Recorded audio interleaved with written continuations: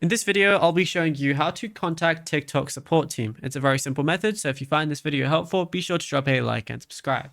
But anyways, it's very easy to go ahead and do this, and you can do it on any phone you're using, whether you're on iPhone, Android, Samsung, or anything like that.